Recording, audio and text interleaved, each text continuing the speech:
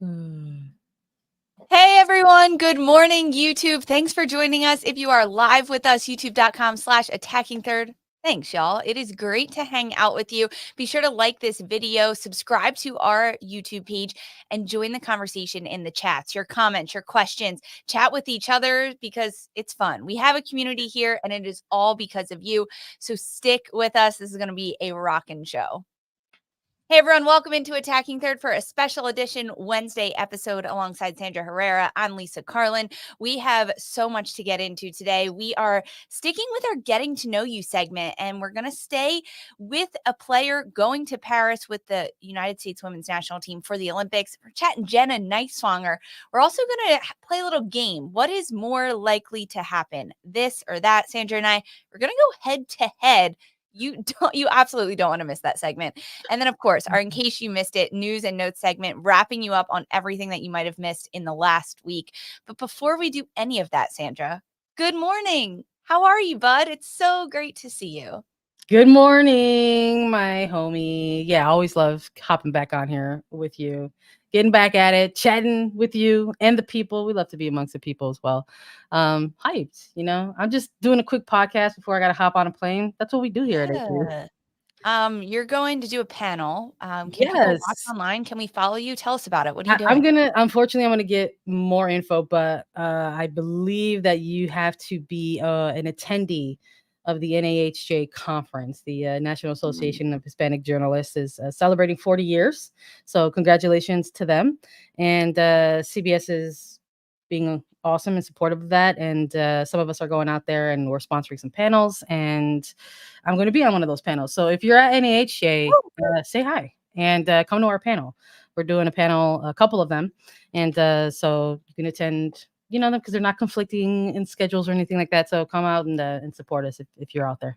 Go support Sandra. Listen to what she has to say on the panel. I'm telling you right now, it's worth it. It is important. There's some other news, Sandra, that I want to get to before we dive into the show. We are nominated. Thank you so much, everyone who listens to this podcast, who joins us live on YouTube Wednesday mornings at 11 a.m. Even if you watch us only on Golazo Network and listen as a podcast, thank you, thank you, thank you. Attacking Third has been nominated in the People's Choice Podcast Award for the best female hosted podcast. You can go to podcastawards.com/app/sign up, toggle down to the best female hosted podcast category and vote for Attacking Third. We are dropping the link into our chat. If you're joining us live on YouTube, click the link. We'll wait for you during the show. We'll pause the show right now so you can click the link and go vote for us. The link is also in the description of this video and podcast if you're listening to this after the fact. Thank you everyone for being superstar fans and building an incredible community with Attacking Third. We could not do it without you. So shout out to everyone. Go vote. Tell a friend to vote. Tell your mom's friend to vote. Tell everyone to vote. Thank you, Stephen. You're saying voting now. Hold on. Yeah, no worries, Stephen. Thank you. Take a minute. Go vote. Don't worry. We'll hold off for you. It only takes 60 seconds. So it's like, they'll be right back. Like, it's not going to take them long at all. We'll be right back. Go vote. We're going to dive into the start of the show because we are sticking with our Getting to Know You segments where we talk about a player and dive a little bit deeper on them. And today's lucky winner is Gotham FC and United States Women's National Team defender Jenna Nighswonger. Jenna Nighswonger is from Huntington Beach, California, and she played with the U.S. Youth Soccer ODP program growing up. And that's really how she got inundated with everything football. And during her junior year of high school, while she was playing high school ball, she opted to stop playing for her high school team and instead play only for the United States Soccer Development Academy Club. From there, Jenna Nighswonger committed to play college soccer at Florida State University. She played there from 2019 to 2022. Now, Sandra, during Nighswonger's time at FSU, she played in the midfielder. She was an attacking midfielder. She played as an 8. She played as a 10. She scored goals. Specifically, she is remembered for scoring Olympico goals directly from left-footed corner kicks, including one that was actually featured on SportsCenter during her time in college. So absolute baller. but higher up the pitch. She is a national champion. She won the NCAA championship with FSU in 2021. And in her final season in 2022, she was named the ACC MVP of women's football. Then also during that year, she was named a finalist for the 2022 Herman Trophy, recognizing the nation's best collegiate players. That's the year that Michelle Cooper actually won out of Duke, who now plays for Kansas City Current.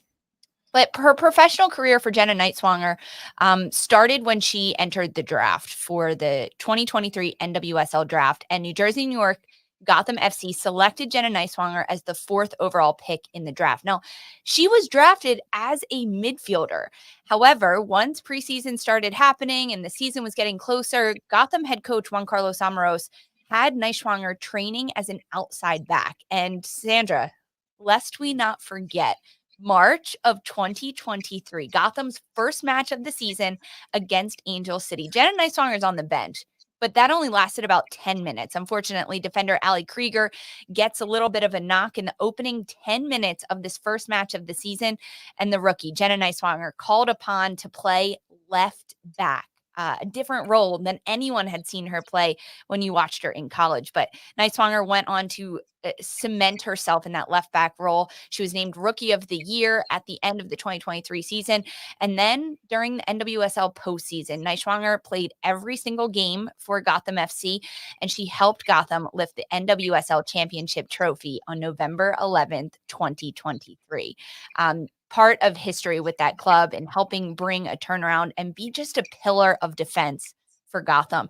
That triple down effect fell into the United States because Nighswonger had long been a part of youth programs for the U.S. U20 team at the 2020 CONCACAF Women's U20 Championship. She played U16, U17, U18, and U23 teams at the U.S. level.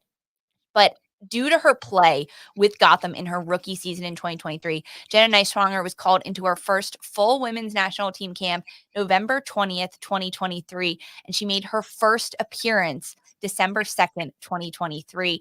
It did not take long, Sandra, before Jenna Nighswonger got her first goal. It was February 20th, 2024, when Nighswonger converted a penalty against the DR during the CONCACAF W Gold Cup. It was a penalty in the run of play, the first one.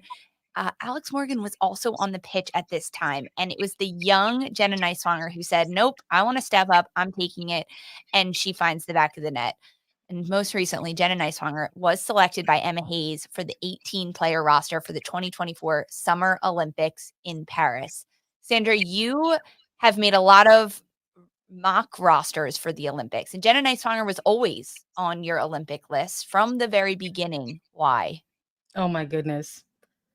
First off, I want to preface this by saying I love this segment, Lisa. It's quickly become one of my favorite segments. It's like story time with A3. I love listening to the rundown of the players that we've chosen. And I'm always just here nodding along like, yes, incredible, great, legendary, iconic. Love it. And you know what? We're doing that with players who are crack the Olympic roster and are going to Paris, but they're also kind of these next gen players as well. And I love that we, did one on Jaden Shaw. We had one on Sam Coffey, and now we're doing one on Jenna Nighswonger. And this is just a player I think that has been on both of our radars for quite some time. I mean, when you say the Olympic mock rosters and how she essentially was a lock for me for some time, I even think back to that draft night, like going ahead, like this was a player that folks were anxious to know, like, will she, won't she, like, is she going to declare, is she going to make a decision to maybe take her talents overseas or in another league? Because some players just have it.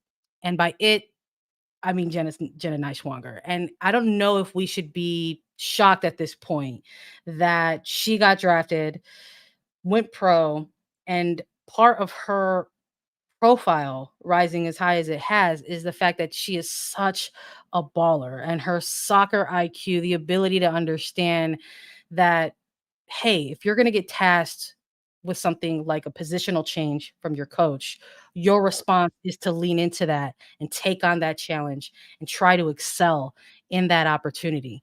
And that has been some of my most favorite things, energy in watching Jenna Nighswonger. The fact that she had such a great collegiate career. I mean, listening to you name those stats in Florida, I mean, Mark Krikorian's FSU, all of these players that he has gotten in and how they went to all these national championships.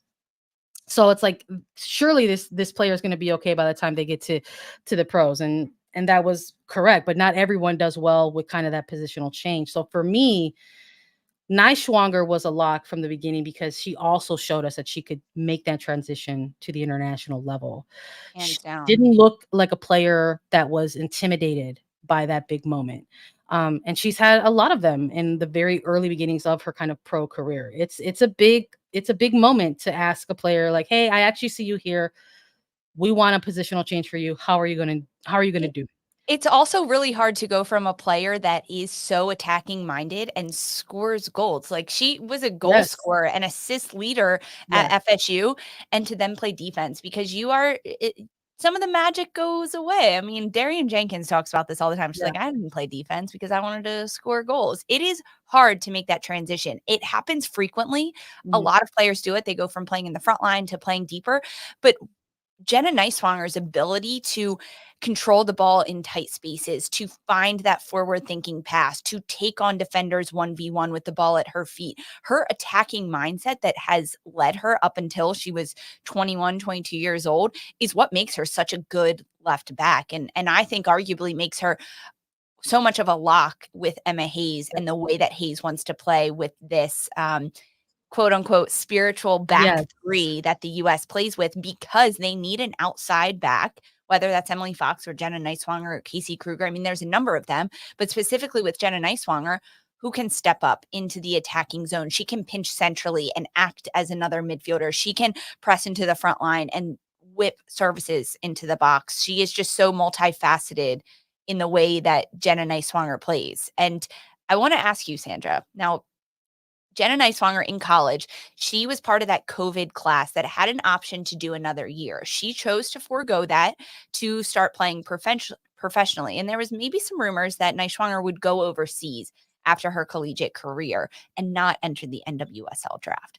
Now, obviously, hindsight is 2020. We know that Nighswonger played with Gotham in the left back role, and that opened the door for her to be seen at the US senior level.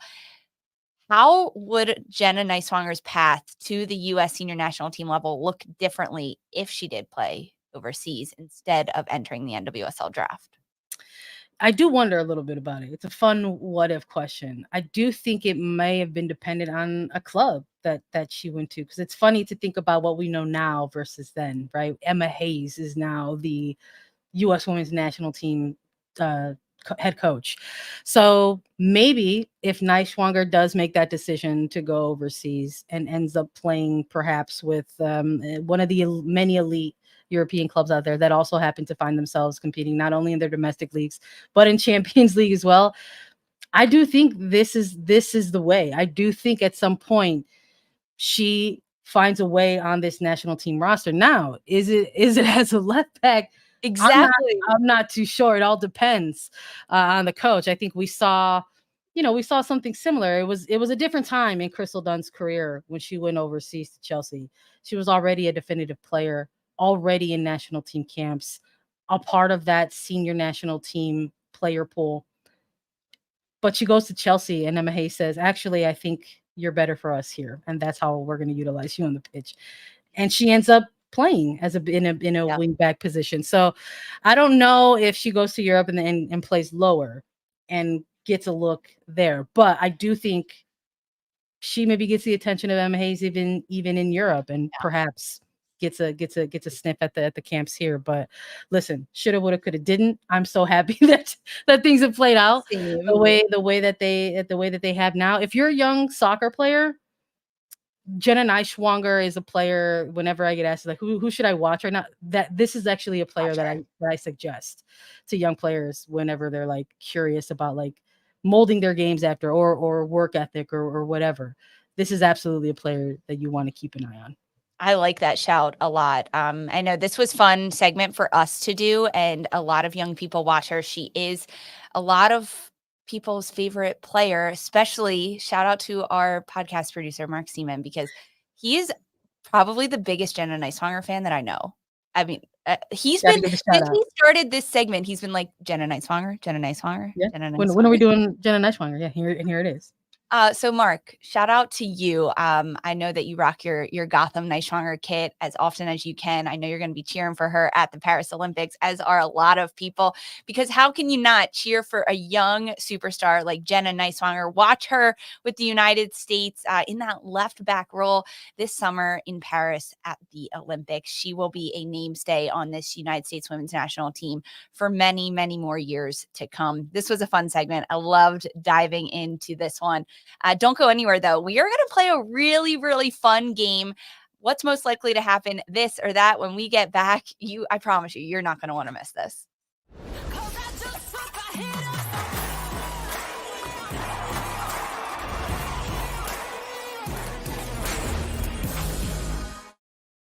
Hey, welcome back to Attacking Third. We have a fun game lined up for everyone. Sandra, we are about to play what is more likely to happen, this or that. Are we going to drop a little disclaimer at the start of this segment? Did we decide if we were going to do that or not? You know what? You should, if that's where your heart's going, Lisa, you should go there. Okay, so this was a really fun game that our producer Mark came up with, where we have two scenarios and we have to pick which one is more likely to happen. Now, Sandra and I have our analytical soccer, NWSL, US Women's National Team brains always turned on. So sometimes these were hard for us to pick this or that because both things can be true. But we chose to take fun sides in this one that may or may not fully reflect our, our opinion in order to have fun. So we chose the game and having fun over maybe a little bit of like everything that we believe in our heart. Because two things, Sandra, can be true at the same time. Two Correct. things can be true. Okay, so let's dive into this game. If you are joining us live on YouTube, as a reminder for anyone listening as a podcast, we go live 11 a.m. Eastern time every single Wednesday morning. Join this game in our chat. We want to know from you, this or that, which side you are picking. Sandra, with 10 games left in the NWSL season as we enter this summer break, there is one thing that has happened one time, and that is the balls at CPKC Stadium going into the Missouri River. So, will there be more game balls going into the Missouri River outside CPKC Stadium, or more North Carolina Courage road wins? As of right now, July 10th, when we entered this summer break, it's tied 1-1. Shawinga had one ball go in the Missouri River at CPKC Stadium, and North Carolina picked up one road win so far in the season at Audi Field against Washington, D.C. So this or that, game balls or North Carolina road wins? Look, it's no disrespect to North Carolina Courage. They have struggled on the road. It's no secret. But once Temwa Chewinga got that ball in that Missouri River, it was like a new intoxicating substance. I said, I need some more. So I'm going to go with more Missouri River balls. I hope we get them. I hope this was the breakthrough. I hope it was, now that it's happened, anything is possible and we could see it happen. Now, is it going to just be like a Chewinga special? I think that's the sub question for me. Like, is she going to be the only one that gets those in the back of the river? I hope not. But I would like to see it. And who knows, maybe with the Summer Cup, we'll get a lot of different boots through some balls during this time of the Olympic break. And maybe we'll get to see that Missouri River ball one more time instead of a road win for Courage, because it's been tough for them to get those. I think Kansas City is also on your side for this one, because after Shawinga put that river goal into the Missouri River, they created a drink at CPKC Stadium, an espresso martini called a river goal. Absolutely hilarious. So I think Kansas City's on your side. I'm not, though. North Carolina is going to pick up more road wins. The first one that they got at Audi Field, 1-0 win over Washington Spirit. Shout out to Ashley Sanchez for the game-winning goal for the Courage in that match. This is the domino that is going to blow up North Carolina's season, especially because if you look at where North Carolina plays on the road in this final 10 matches of the season, 4 of their 5 road games for North Carolina are against bottom table teams, and North Carolina is going to win. August 25th, North Carolina plays at Seattle. Then in September, North Carolina plays at San Diego. They play at Racing Louisville, who they just beat at home. Despite going down 1 goal early on, North Carolina rallies back to win 3-1. They play at Chicago. That's a top half table team. But then they play at Bay FC. So not only is North Carolina going to pull it together with their road wins and pick up more and more as the season goes on, but they also have a downward slope to get there because they are playing against bottom table teams. Shout out Sean Nahas, North Carolina. You guys got this. Don't let me down on my this or that. Come on. Well, hey, two things could be true. Let's get them all. Let's get them both.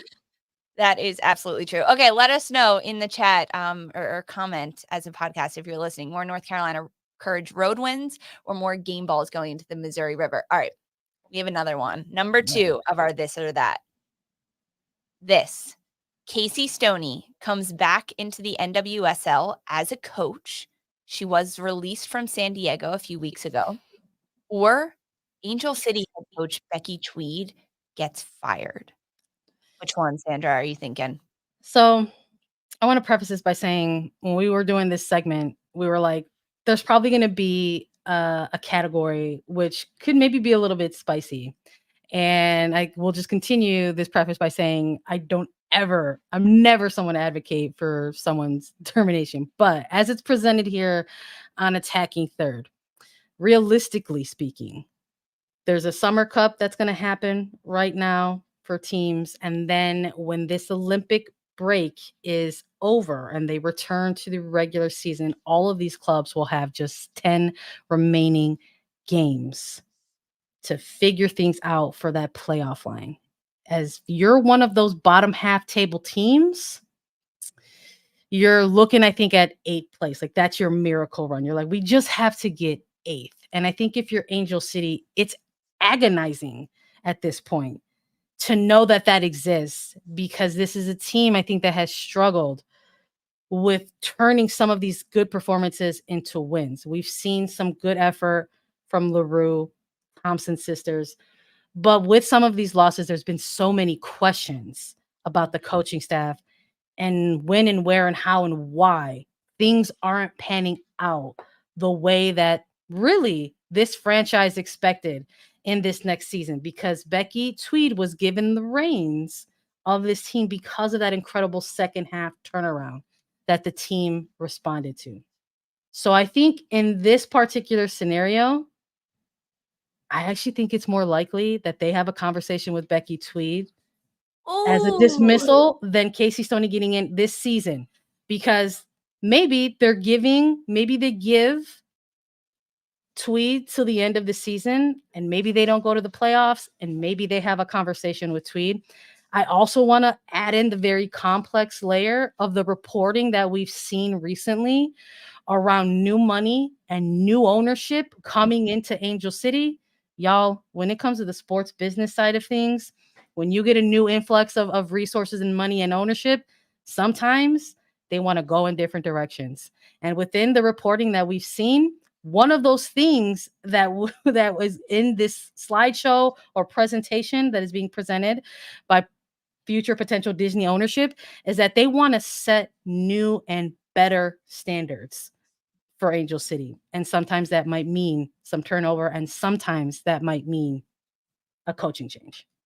Casey Stoney is way too good of a coach that there are currently 3 coaching vacancies in the NWSL: Portland Thorns, Utah Royals, and San Diego, where she was let go.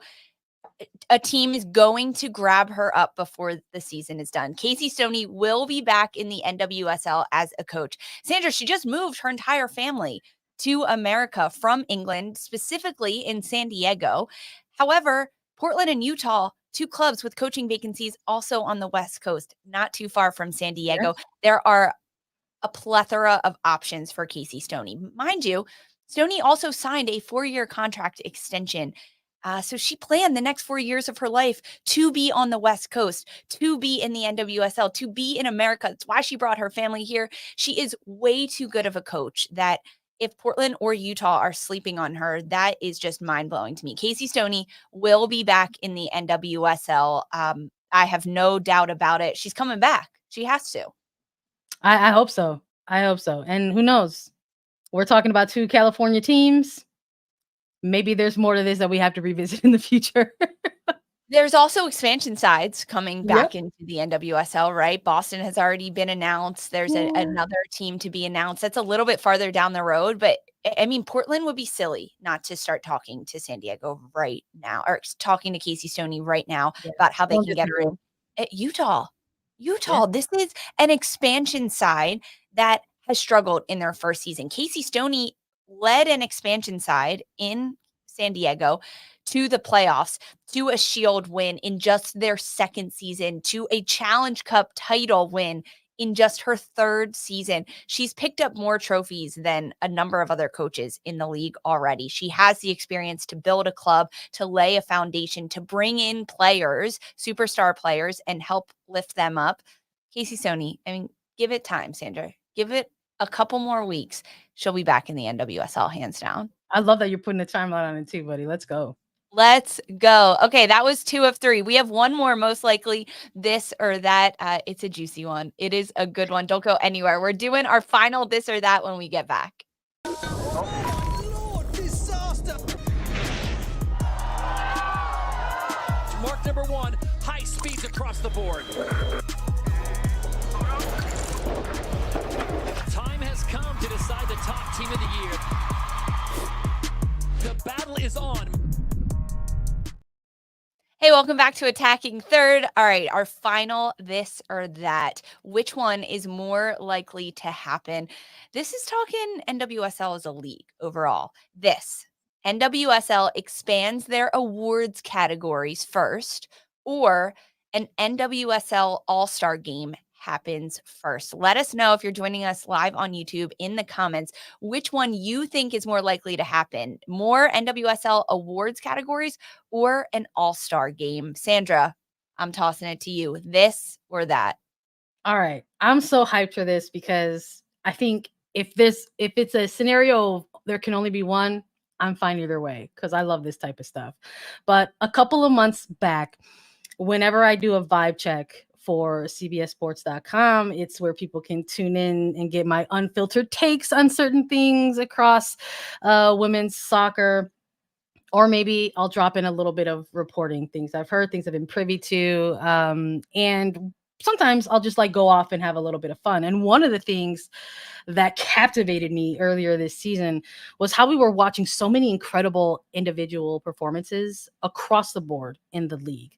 The Golden Boot race got off to a very hot start. We saw some renaissance type of performances for players. And it got me thinking, like, it's time to expand those end of year awards. There's the typical 5 that the league has always gone with. At the end of the year, we find ourselves voting for an MVP, for defender of the year, goalkeeper, rookie, and coach of the year.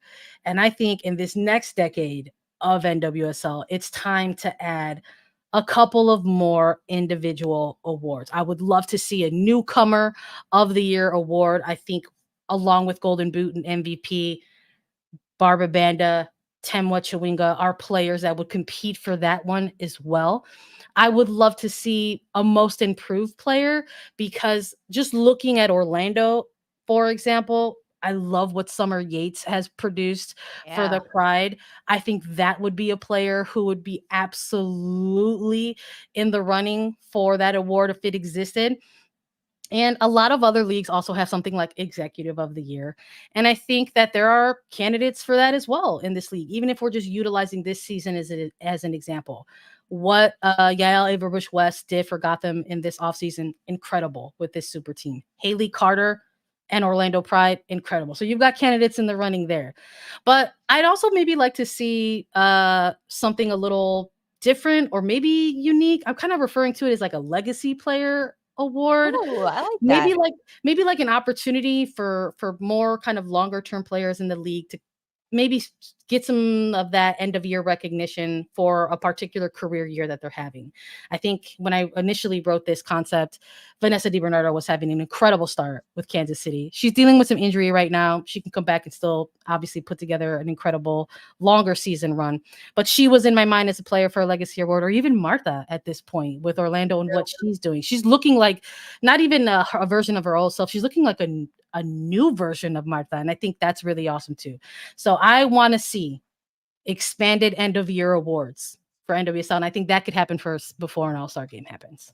As much as I want to see expanded awards, more awards given out, always more trophies, NWSL All-Star Game is going to happen first, Sandra. It just is. I chatted with NWSL Commissioner Jessica Berman specifically about an All-Star Game when she joined Morning Footy. And she said straight up, hey, I'm not going to say that it hasn't been discussed. And all the best ideas are being put on the table. And Berman, the commissioner of the league, said that she was at the MLS All-Star Game in DC last year. She also saw the Skills Challenge, and she liked that. So NWSL incorporated the Skills Challenge last year at the NWSL Championship. They had an All-Stars Skills Challenge. So that's a step in the right direction. Berman also said that she's confident that there will be many opportunities to celebrate our great stars. The idea of an NWSL All-Star Game is amazing because think of it from the league's perspective. They can sell tickets to this. They can sell merch. They can promote every single team in the NWSL, or right, most of them should have an all-star on it. They can create 2 NWSL all-star teams, a blue and a red, whatever they want, and go at each other, an East and a West, and the 2 all-star teams go at each other. And there are some people saying in our comments, hey, there's already too many games, schedule congestion. This is at the end of the year. No, this is at the end of the year during championship week, wherever that happens and when that comes a thing in the NWSL. They're going to have an all-star game because that is just a great way to get fans in and around the game, showcasing them to different players. And then, we are going to get to see a Temwa Shawinga and a Barbara Banda on the same team. Hands down, All-Star Game is going to happen first. From your lips to the soccer gods' ears, may they bless us with an All-Star Game. Busy Watching Women's Soccer is joining us live on YouTube right now, and they said a small-sided All-Star Game called by Attacking Third would be so fun. So Busy Watching Women's Soccer, from your lips to the ears of the people that make all of this happen. I am so in on that. Sandra, this was really fun. We just did 3, this or that, but we did put out a poll on YouTube for those joining us live about our first one, this or that, more game balls in the Missouri River at CPKC Stadium or more North Carolina Courage road wins. These results, neck in neck. More game balls in the river, 51%, and more North Carolina Courage road wins, 49%. It doesn't get much closer than that. Absolutely.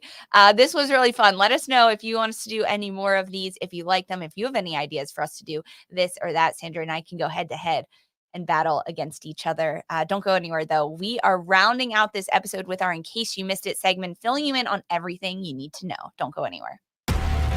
Football action continues. Are you ready for this? Ready to take chances?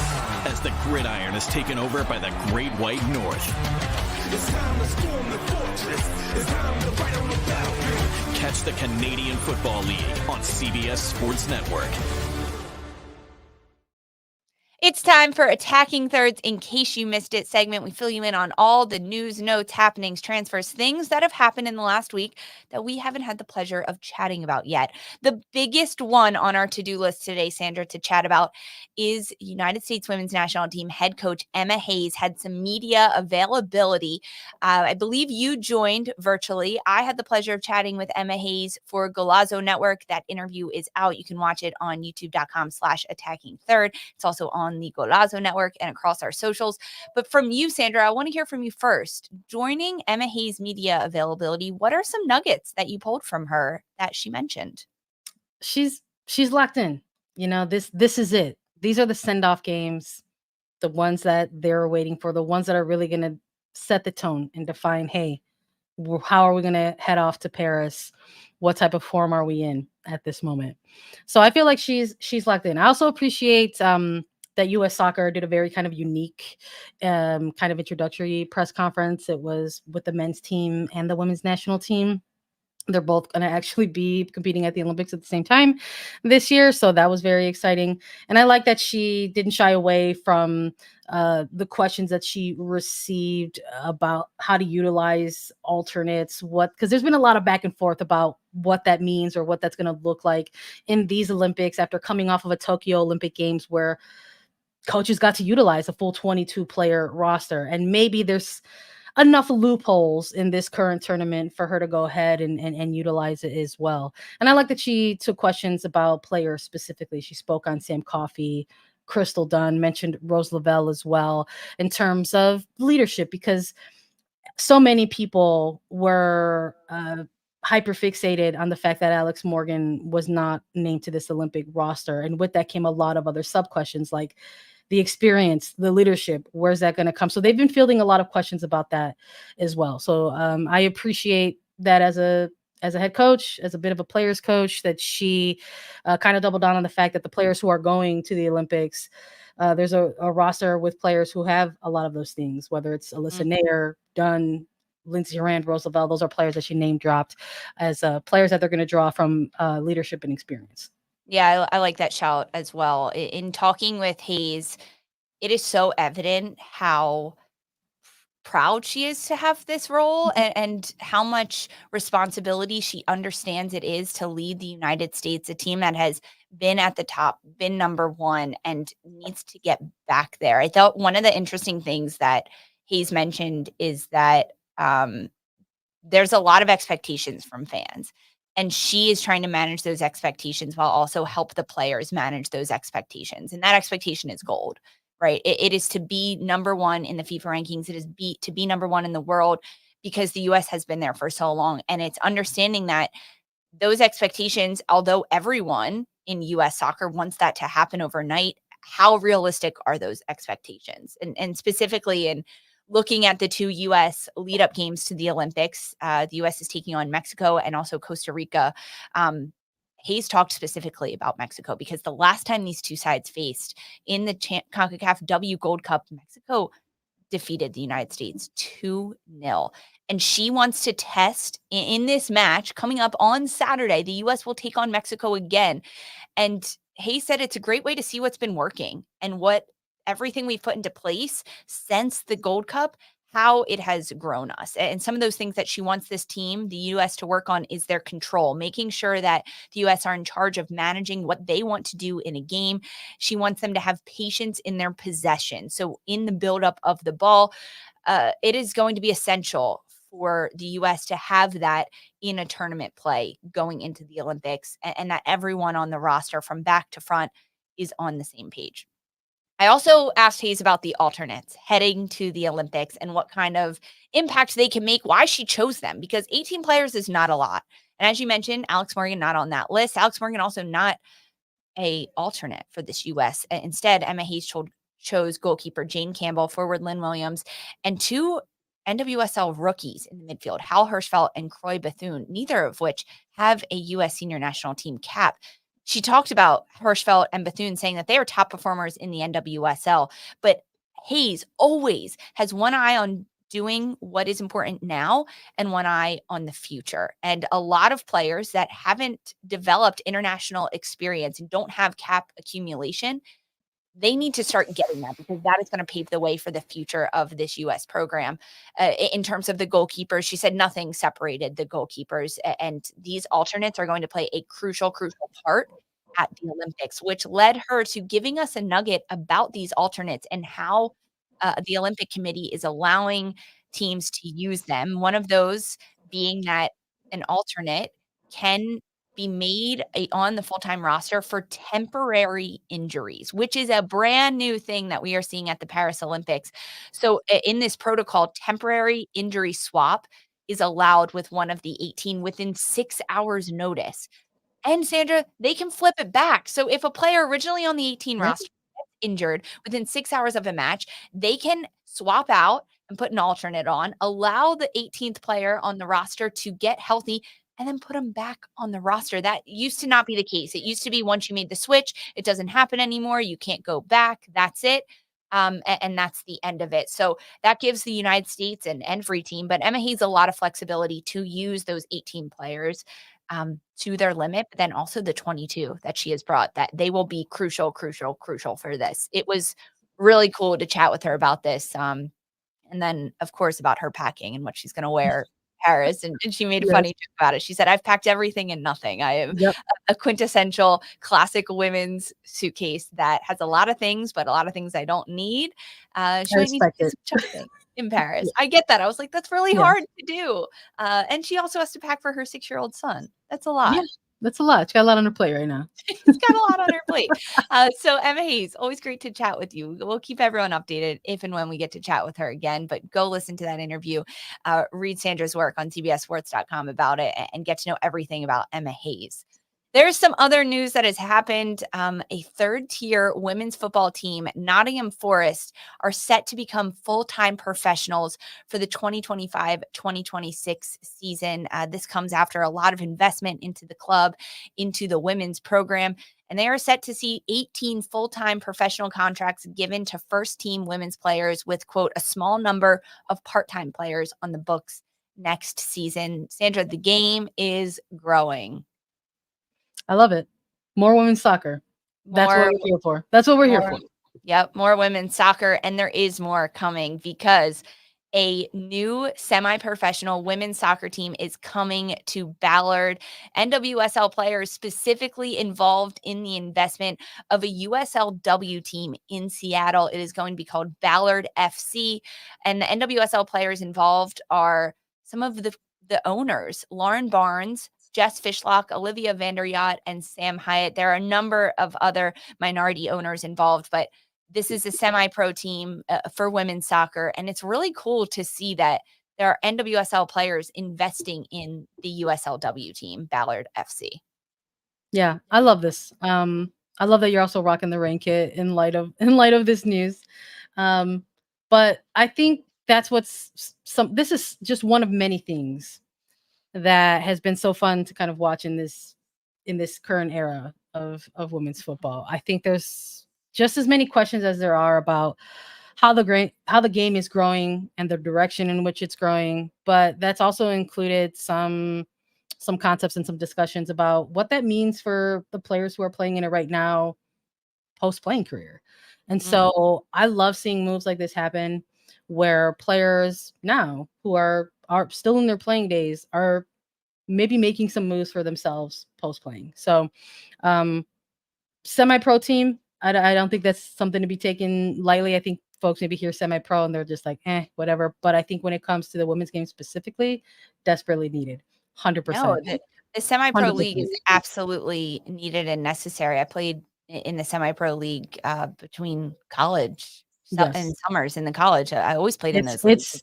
It's a necessity for highly competitive. It grows the game. It's absolutely amazing. So shout out to Ballard FC. Excited to watch you grow and become a semi-pro women's team.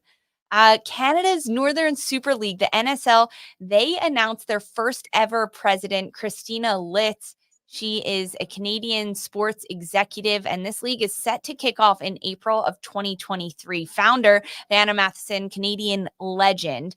She was part of this role. She's now going to transition to the role of Chief Growth Officer, and Litz will take over as the first president. Formerly, Litz has been in Canada in and around sports executive roles for a long time. She was with the Canadian Football League, and she held a number of different roles. So we chatted about the NSL, the Northern Super League, on this show before, Sandra, but it feels like they're trying to put really good pieces into place, and Litz is just another part of the great puzzle. Yeah, it's just another step forward in getting this league off the ground. I'm here for it. It's going to be here sooner than we know it.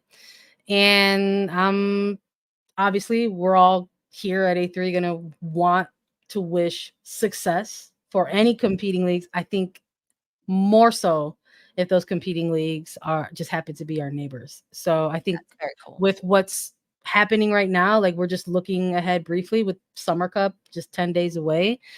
This is a partnership with Liga MX Femenil for the first time since, Liga MX Femenil has launched. So it's taken what, 7-8 years of Liga MX Femenil existence for NWSL to say, okay, let's do something like this.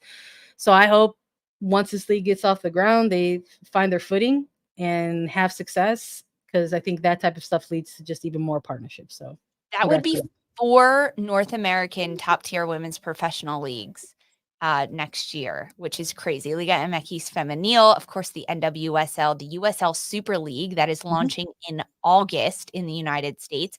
And then, of course, the Northern Super League in Canada. The competition, it makes for a really cool club summer competition. As you mentioned, like an expanded summer cup, a lot more to come. But that's it for all of our news and notes that we updated you on. But everyone, tomorrow's edition of Attacking Third will be back in studio, and we are previewing the United States women's national team friendly against Mexico, a huge match, a legacy match that is honoring the 1999 Women's World Cup team, as it is the 25th anniversary of their World Cup victory. We're previewing the U.S. versus Mexico tomorrow in studio, and we're also going to go live following U.S.-Mexico's match on Saturday.